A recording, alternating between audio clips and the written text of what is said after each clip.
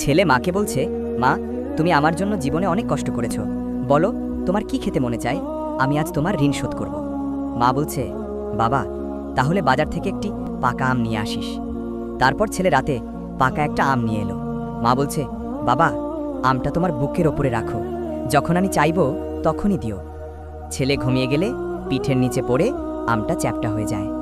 সকালবেলা মা এসে আমটা চাচ্ছে। ছেলে বলল, মা, আমটা পিঠের নিচে পড়ে চ্যাপ্টা হয়ে গেছে, মা, প্রয়োজনে আমি আরও একটি পাকা আম এনে দেব। মা কাতর কণ্ঠে বলল, বাবারে, তোমাকে আমি পৌষ মাসের শীতে ডান কাঁধে শোয়াইছি, প্রসাব করে দিয়েছো, বাম কাঁধে শোয়াইছি, প্রসাব করে দিয়েছো, তারপর বুকে শোয়াইছি, প্রসাব করে দিয়েছো। কই, একদিনের জন্য তো পিঠের নিচে তোরে ফালাইনি। তুই কি করে বলিস মায়ের ঋণ শোধ করে দিবি? পৃথিবীতে কেবলমাত্র মা বাবা তার সন্তানকে শর্তহীনভাবে ভালোবাসে। তাই কবি বলেন, মা কথাটি ছোট্ট অতি, কিন্তু যেন ভাই, ইহার চেয়ে নাম যে মধুর ত্রিভুবনে নাই। আম্মু এখনো অঙ্ক বোঝে না, একটা রুটি চাইলে দুইটা নিয়ে আসে। মাদ্রাসায় যাওয়ার সময় 20 টাকা চাইলে 50 টাকা পকেটে ঢুকিয়ে দেয়। আম্মু ইংরেজিও বোঝে না, আই হেট বললে উল্টো না বুঝে আই লাভ ইউ বলে। আম্মু মিথ্যেবাদী, না খেয়ে বলে খেয়েছি, পেটে ক্ষুধা থাকা সত্ত্বেও নিজে না খেয়ে প্রিয় খাবারটা ছেলের জন্য যত্ন করে তুলে রাখে। আম্মু বোকা, সারা জীবন কলুর বলদের মতো রান্নাঘর আর আমাদের ভালো মন্দের পিছনে কাটিয়ে দেয়। আম্মু চোর, বন্ধুদের সাথে পিকনিকে যাব বললে রাতেই আব্বুর পকেট থেকে টাকা চুরি করে আমাকে দিয়ে দেয়।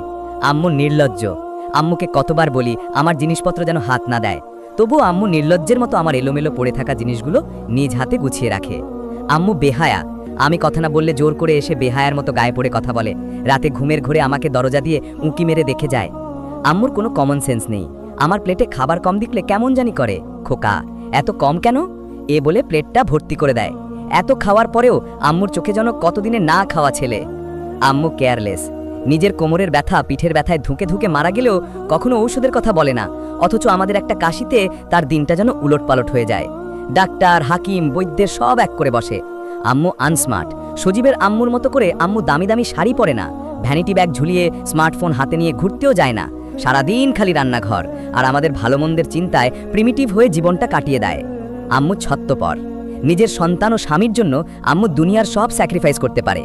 আম্মুরা পৃথিবীর সবচেয়ে খারাপ, তাই আমরা সন্তানেরা তাদের এত কষ্ট দেই, তবু তাদের পরিবর্তন হয় না।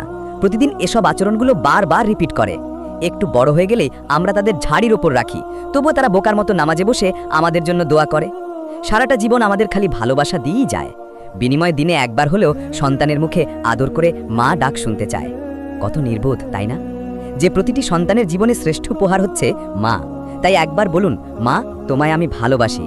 মা বাবা বেঁচে না থাকলে আল্লাহ তাআলার কাছে দোয়া করুন, হে আল্লাহ, আমার মা বাবাকে জান্নাতের উচ্চ মাকাম দান করুন, আমিন।